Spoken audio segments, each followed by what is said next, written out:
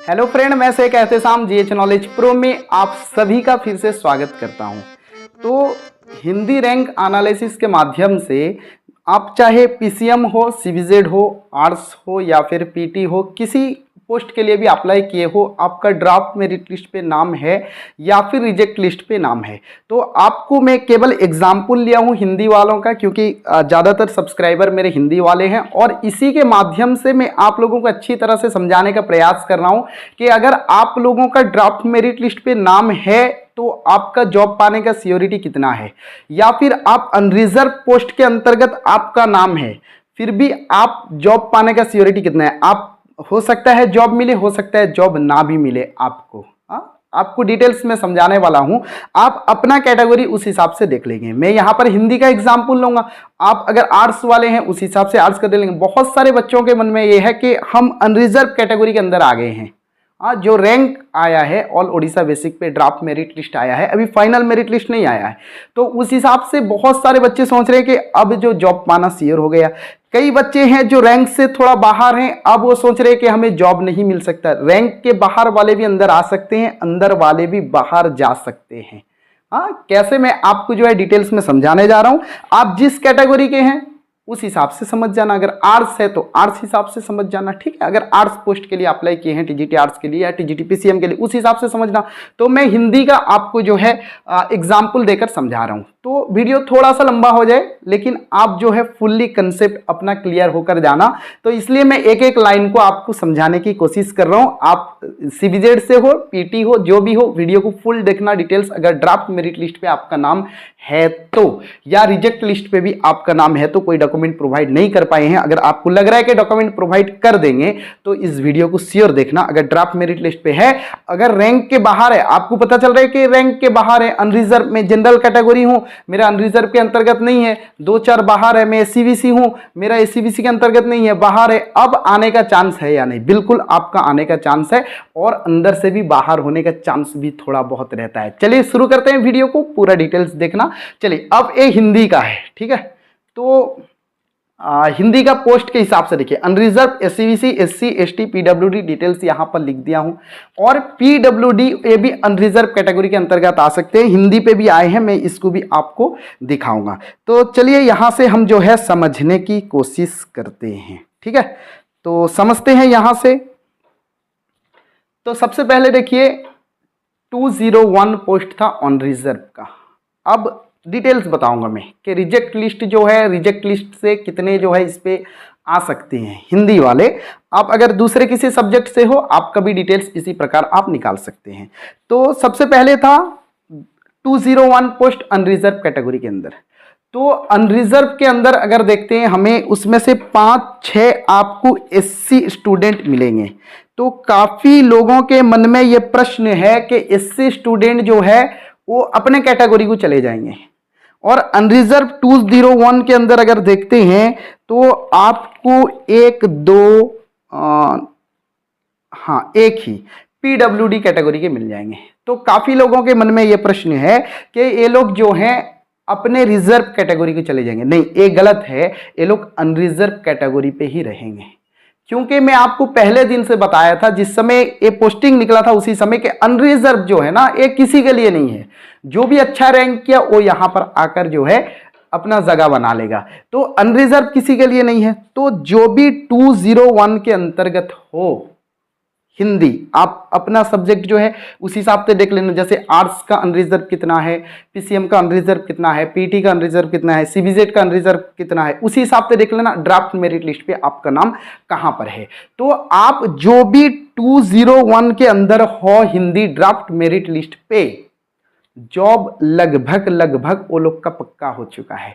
लेकिन reject list के विषय में भी मैं आलोचना करूंगा, तो अपना संयम बनाए रखें। रिजेक्ट लिस्ट तक जब आलोचना करता हूं तब फुल वीडियो को देखें, अपना फुल कंसेप्ट जो है क्लियर हो पाएंगे। क्योंकि रिजेक्ट लिस्ट में भी संभावना बनती है कि लास्ट के 201 जो वहां पर 2, 3, 4, 5 कुछ भी हो, अगर रिजेक्ट लिस्ट से इनपुट होते हैं तो ये 2-4 जो है कर सकते हैं अंतिम में से। 201 जो लास्ट जैसे 198, 99, ये सब जो भी है वो कर सकते हैं। समझ पा रहे हो? तो इसलिए, और कितना चांसेस है वो भी मैं बताऊंगा। आपका चांसेस ना के बराबर है या किस प्रकार है वो भी मैं आपको जो डिटेल से समझाऊंगा। तो 201 है। अगर आखिरी का 4-5 देखते हैं, जैसे 198, 199, 200, अरे ये सारे मेरे बच्चे ही हैं। तो अगर देखते हैं 198, 199, 200, 200, 201, यानी 194 से लेकर ये 3-4 198, 199, 200, 201 ये सारे मेरे बच्चे ही हैं, मतलब मेरे स्टूडेंट ही हैं। ठीक है, तो देखिए आपका 201 पोस्ट है अनरिजर्व। अगर मेरिट लिस्ट जो है, ड्राफ्ट मेरिट लिस्ट, इसका एक रिजेक्ट लिस्ट भी है। अगर रिजेक्ट लिस्ट से यहाँ कोई नहीं आता है, उस हिसाब से एक समीकरण में बता रहा हूँ कि क्या होगा, और अंत में बताऊंगा अगर रिजेक्ट लिस्ट से कोई आ जाता है तो क्या होगा।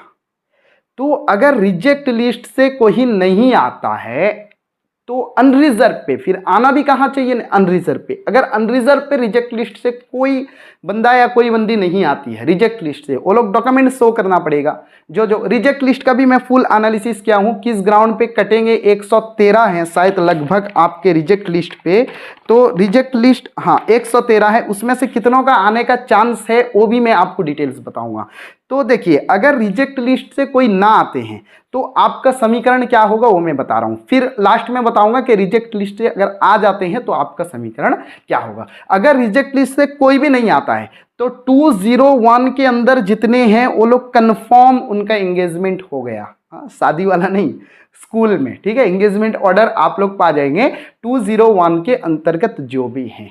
अगर रिजेक्ट लिस्ट से कोई इनपुट होता है फिर मैं अंत में बताऊंगा। ठीक है, 201 के बाद ये अनरिजर्व खत्म हो गया। जिसका ड्राफ्ट मेरिट लिस्ट में 201 के अंदर है वो लोग का जॉब पक्का, अगर रिजेक्ट लिस्ट से कोई नहीं इनपुट होता है। सेकेंड, अब हम देखते हैं SCBC 81 था, तो 81, 201 टोटल मिलाकर, कुल मिलाकर कितना हो गया 282। अब 282 के अंदर 282 के अंदर जो हैं उनका जॉब पक्का ऐसा नहीं समझ सकते, क्योंकि 201 के बाद 202, उसके बाद ले लीजिए आप 282 तक जो SCBC स्टूडेंट हैं। मैं बिना रिजेक्ट लिस्ट इनपुट करके बोल रहा हूं कि रिजेक्ट लिस्ट समझ लीजिए, मान लीजिए कि रिजेक्ट लिस्ट से कोई नहीं आएगा तो आपका इस प्रकार समीकरण होगा कि 201 के अंदर जो है जॉब सिक्योरिटी आपका हो गया। अब 202 के बाद 282 के अंदर जो SCBC स्टूडेंट हैं उनका भी जॉब पक्का है। समझ पा रहे, और कौन इनपुट हो पाएंगे वो भी मैं आपको बताऊंगा। अब 202 से लेकर 282 तक जो SCBC स्टूडेंट हैं, SCBC वो लोग का भी जॉब पक्का हो गया, लेकिन उसके अंतर्गत कुछ जनरल स्टूडेंट हैं वो लोग का जॉब सिक्योरिटी कुछ नहीं है, नहीं हो सकता, क्योंकि जनरल स्टूडेंट अनरिजर्व कैटेगरी के अंदर ही होना चाहिए, नहीं तो नहीं होगा। तो अगर उस हिसाब से देखते हैं हम 282 के अंदर, यानी 201 अनरिजर्व चला गया, अब 202 से शुरू हुआ कहां तक 81, 282 तक होगा।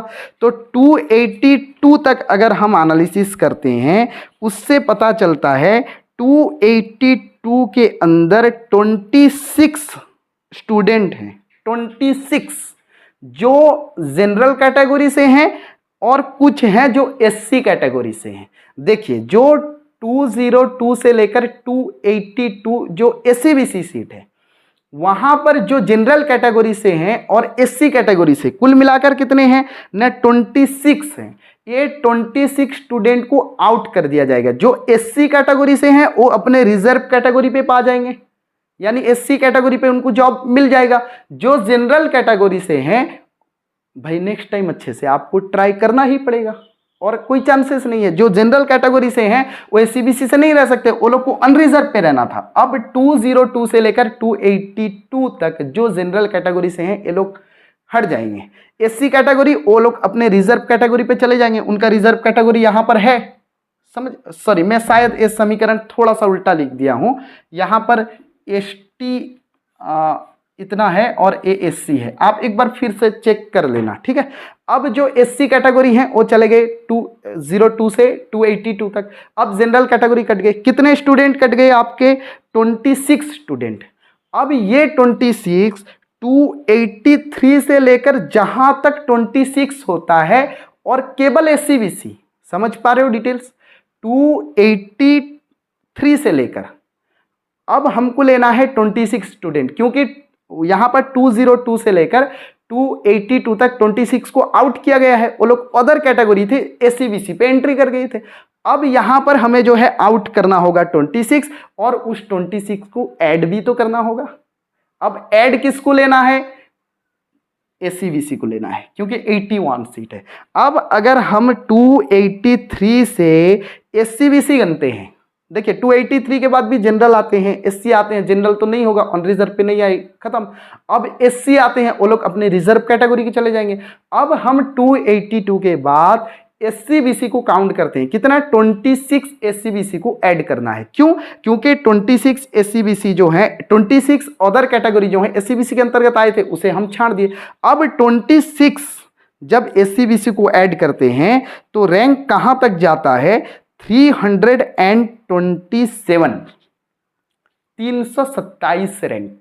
अब 327 रैंक तक जो SCBC स्टूडेंट है वो SCBC रिजर्व कोटा के अंतर्गत आ जाएगा। जो उसके अंदर SC है, मैं आपका डिटेल्स वो भी बताऊंगा SC ST का, समझ पाए आप? अगर अनरिजर्व आप जनरल कैटेगरी से हैं, रिजेक्ट लिस्ट के विषय में अभी मैं नहीं बोला हूं कुछ, अगर जनरल कैटेगरी से हैं 201 के अंदर हैं तो वन टाइप जॉब सिक्योरिटी, अगर रिजेक्ट लिस्ट से कोई नहीं आता है, कोई आता है या नहीं आता है, उस पर भी मैं डिस्कस करूंगा। उसके बाद अगर हम 81 देखते हैं SCBC कैटेगरी, तो 81 यानी 327 तक मैं कैलकुलेशन किया था, 327 तक जो SCBC हैं उनका भी जॉब पाने का पूरा चांस है। ठीक है, बहुत बच्चे मुझे फ़ोन करके बहुत परेशान कर रहे हैं, मतलब सॉरी परेशान तो नहीं कर रहे हैं, मैं खुद परेशान हो रहा हूँ। हाँ, रो रहे हैं कि सर नहीं होगा जॉब, काफ़ी हर दिन ऐसे कॉल आ रहा है, तो मैं इसलिए सोचा कि डिटेल्स कर दूं आपको। 300 प्लस रैंक है, SCBC है, पाने का चांस है या नहीं? अब बोलिए आप, 300 प्लस रैंक है आपका, समझ लीजिए आपका 327 के अंतर्गत है, SCBC है, तो आपका जॉब पाने का चांस है। समझ पाए? UR आपका 201 के अंदर जॉब पाने का फुल चांस है। SCBC कहां तक? न 327 तक जो है पाने का आपको चांस है, जो भी है उसके अंदर चांस है। रिजेक्ट लिस्ट के बारे में भी आलोचना करें। अब नेक्स्ट कैटेगरी पे उतरते हैं, ST कैटेगरी। देखिए ST कैटेगरी पे मैं ज़्यादा एनालिसिस नहीं किया हूं, क्यों? क्योंकि बहुत ज़्यादा वैकेंसी है। आप जो ST वाले हैं, आप देखिए जिस सब्जेक्ट से, अगर TGT आर्ट्स से हैं आपका भी समीकरण ऐसा ही है, PCM से हैं तो भी समीकरण ऐसा ही है।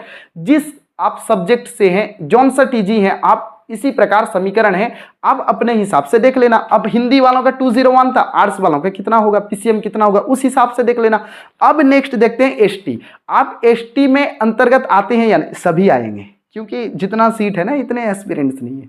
तो आप देख लेना अपनी जो है, आप अपने को सेटिस्फाई करने के लिए 201 नंबर सीट के बाद, 201 नंबर सीट के बाद ST आप काउंट करना 1 2 करके, कितने ST हैं और आपका रैंक कितने पे है, आप 927 के अंतर्गत हैं या नहीं। जब हैं तो आंख बंद कर दीजिए, भगवान का शुक्र अदा कीजिए, आपका जॉब हो गया है। अब SC आप काउंट करना 201 के बाद, 201 के अंदर 5 6 हैं, मैं आपको बताया हूं। 201 के बाद अपना काउंट करना SC 1 2 3 4 काउंट करना। अगर आपका रैंक 544 के अंतर्गत है, आप भी आंख बंद करना, भगवान का शुक्र अदा करना, आपका भी जॉब है। ठीक है, तो चलिए ए हो गया फर्स्ट, कि अगर रिजेक्ट लिस्ट से कोई बंदा कोई बंदी एंट्री नहीं करती है तो आपका इसी प्रकार समीकरण है। अब चलते हैं जहां खतरे की घंटी है। वो खतरे की घंटी कहां है? न वो खतरे की घंटी है रिजेक्ट लिस्ट पे। चलिए, अब रिजेक्ट लिस्ट को भी मैं एनालिसिस किया हूँ, फुल्ली एनालिसिस किया हूँ रिजेक्ट लिस्ट को। तो मैं इससे पहले आपका एक कट ऑफ वीडियो बनाया था जिसपे मैं बोला था कि 107 108 रिजर्व हिंदी का, तो 107 प्रेडिक्शन था। अब यहाँ पर 105 दिसंबर 5 गया है 105.5, तो लगभग। लेकिन जो SCBC मेरा प्रेडिक्शन था 104.5, वो थोड़ा कम गया है। तो ये प्रेडिक्शन होता है, अब आप समझेंगे। तो जो बच्चे, काफ़ी कॉल आ रहे हैं, कुछ बच्चे तो क्या बताऊं, खैर चलिए नेक्स्ट हम जो है रिजेक्ट लिस्ट को जो है एनालिसिस करते हैं, रिजेक्ट लिस्ट को।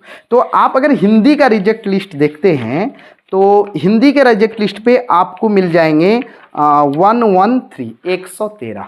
अब देखिए, अगर 113 रिजेक्ट किस ग्राउंड पे हुए हैं, हमें उस चीज़ को देखना होगा सबसे पहले कि किस ग्राउंड पे रिजेक्ट हुए हैं। ठीक है, अब खुशियां तो मनाओ अनरिजर्व पे अगर 201 के अंतर्गत हो, लेकिन रिजेक्ट लिस्ट का सुनने के बाद काफ़ी बच्चे बहुत खुश हैं, बहुत प्यार मिल रहे हैं। काफ़ी बच्चे मतलब मेरा पीके डीपी पे लगा के मुझे स्क्रीनशॉट लेकर दे रहे हैं।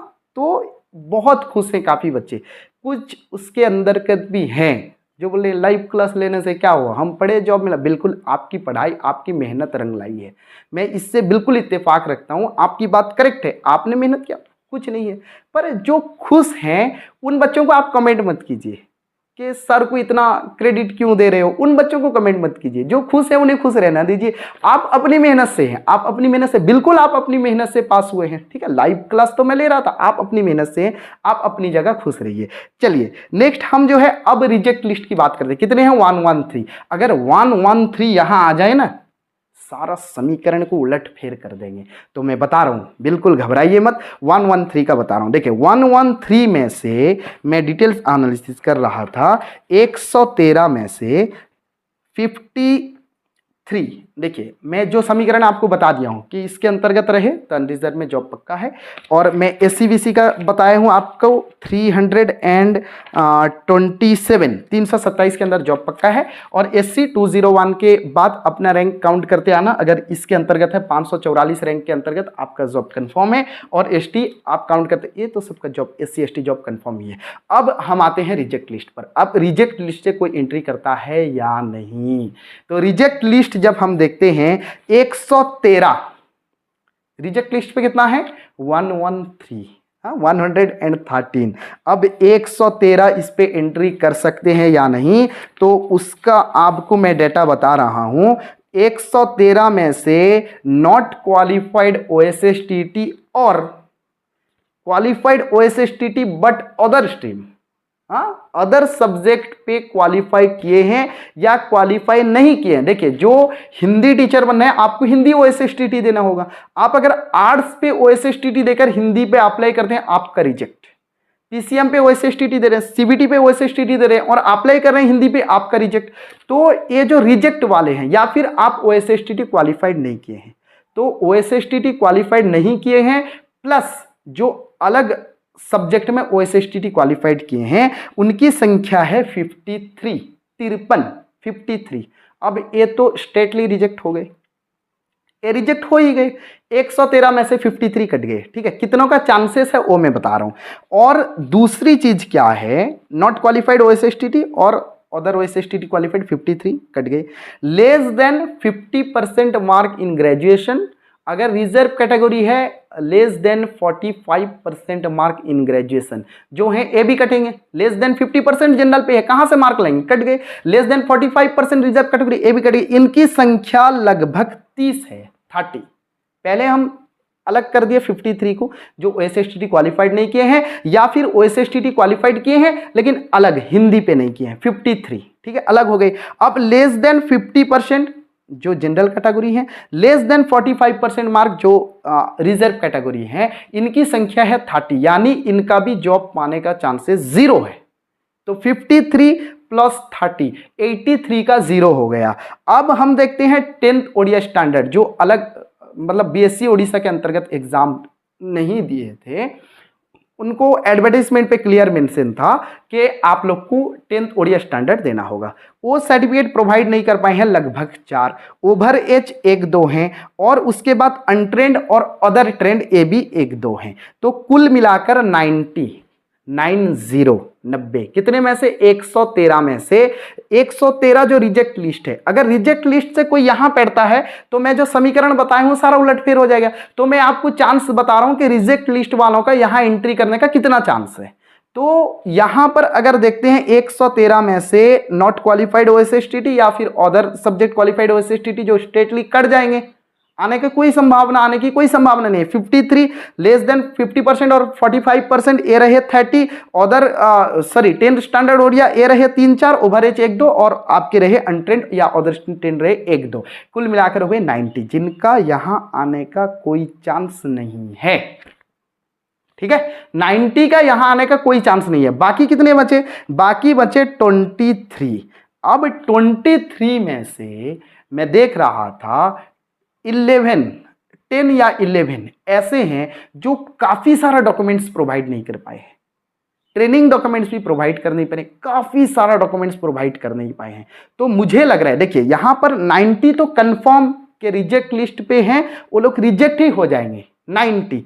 अब बाकी 23 में से 10-11 ऐसे हैं जो बहुत सारा डॉक्यूमेंट प्रोवाइड नहीं कर पाए हैं।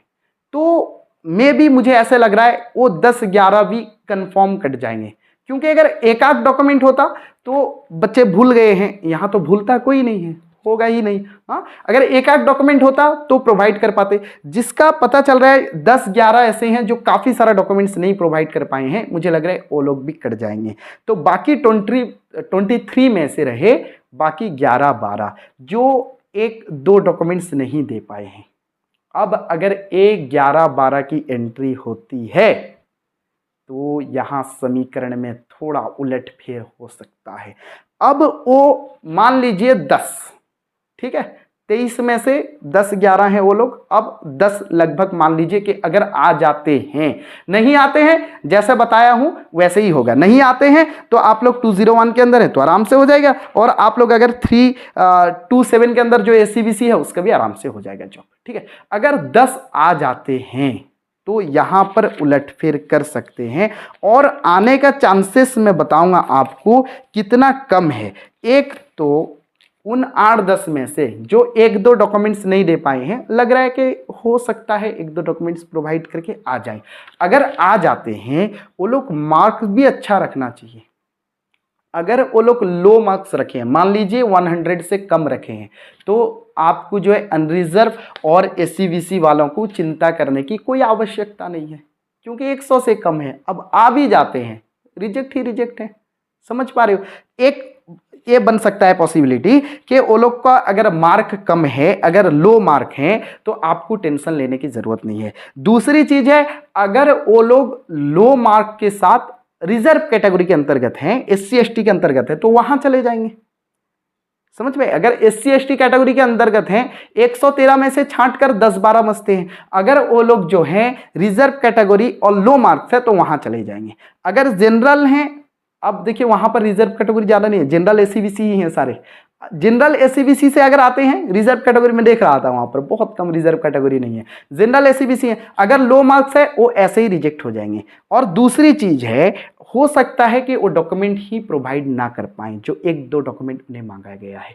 तो अगर इस प्रकार रिजेक्ट लिस्ट से नहीं आते हैं तो आपको मैं जो समीकरण बताया हूं, 201 जो भी इसके अंतर्गत हैं अनरिजर्व पे, उस सारों का जॉब पक्का हो जाएगा। और ACBC ये समझ रहे हैं कि 282 के अंदर नहीं, अगर उस हिसाब से हम देखते हैं तो ACBC 282 नहीं, काउंटिंग में करके आपको बता रहा हूं 327 के अंतर्गत जो भी हैं वो जो है आराम से वो लोग का जॉब पाने का चांस है। चलिए आप ज़्यादा जो है लोड मत लीजिए, जो हो गया सो हो गया। जो इसके अंतर्गत नहीं आए हैं, एक बात बोलता हूँ कि मायूस होकर ना उखाड़ आंगन से पौधा, धूप बरसी है तो बारिश भी यही होगी। नेक्स्ट टाइम फिर से अच्छे से ट्राई कीजिए, आपका जो जॉब नेक्स्ट टाइम आपको जॉब पाने से कोई नहीं रोक सकता।